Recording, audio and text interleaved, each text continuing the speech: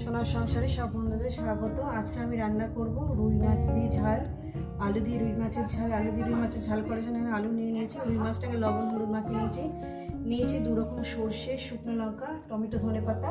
এই আমার লেগেছে। রেসিপিটি শুরু করার আগে বলবো লাইক করবেন, শেয়ার করবেন, চ্যানেলটা ভালো লেগে গেলে সাবস্ক্রাইব করে নেবেন। ঠিক যেভাবে খাই ঠিক আপনাদের কিন্তু সেইভাবে দেখাই। চলুন বন্ধুরা রেসিপি শুরু করি। প্রথমেই বলবো আমি মশলাটাকে এই যে 2 রকম সরষে আর শুকনো লঙ্কাটাকে বেটে নেব। গ্যাস ধরে দিয়েছি, কড়াই বসিয়ে দিয়েছি, কড়া আমার গরম হবে। দিয়ে দেবো পরিমাণ মতন তেল। তেলটা আমি দিয়ে দিয়েছি বন্ধুরা, তেলটা আমার গরম হবে। তেলটা আমার গরম হয়ে গেছে, মাছের পিসগুলো দিয়ে দেবো।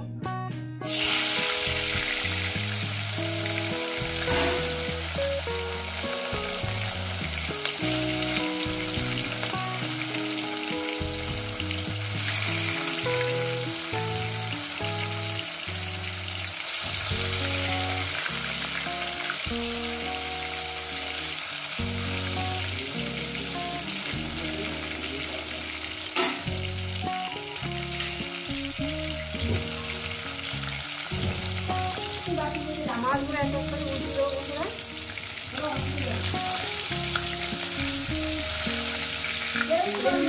কেমন লাগছে অবশ্যই কিছু বলবেন।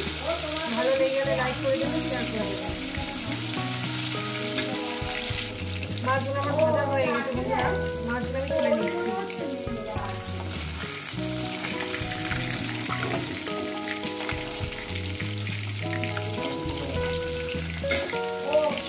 এই মাছগুলো দিয়ে দিচ্ছি বন্ধুরা। এই মাছগুলো রেসিপি কেমন লাগছে অবশ্যই কিছু বলবেন। ভালো লাগলে লাইক করে দেবেন, শেয়ার করে দেবেন।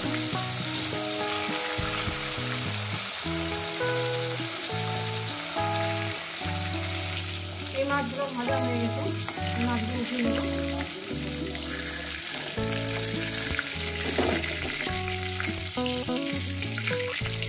উঠিয়ে নিলাম।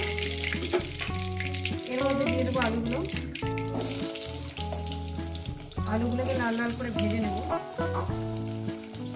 আমি এখানে কোনো ফোড়ন দিলাম না, যেহেতু সবজি মুখে ভালো লাগে না ফোড়ন দিলাম না। আমি এমনি রান্না করতে আপনারা মনে করলে কালো জিরে ফোড়ন দেবেন।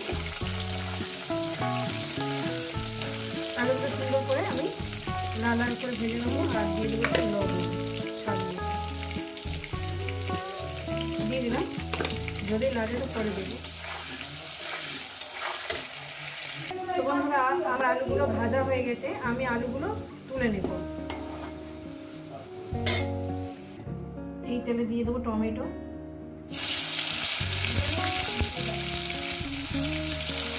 দিয়ে দিলাম। দিয়ে দেবো একটু হলুদ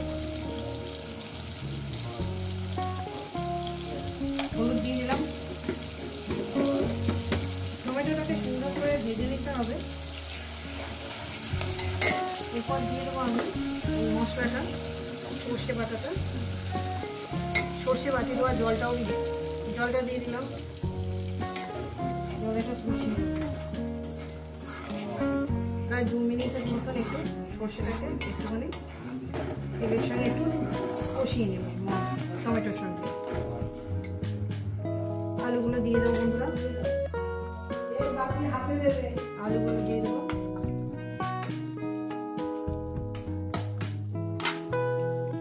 দিয়ে দেবো এখানে গরম জল।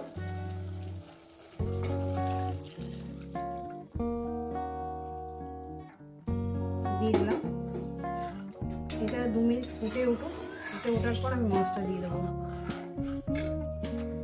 2 মিনিট ফুটিয়ে নিয়েছি, এরপর দিয়ে দেবো মাছগুলো এক এক করে দিয়ে দেবো। আর এইরকম খেতেও খুব সুন্দর হয়, বানিয়ে খেয়ে দেখি এরকম সর্ষে পাতা দিয়ে আলু দিয়ে ভীষণই ভালো লাগে।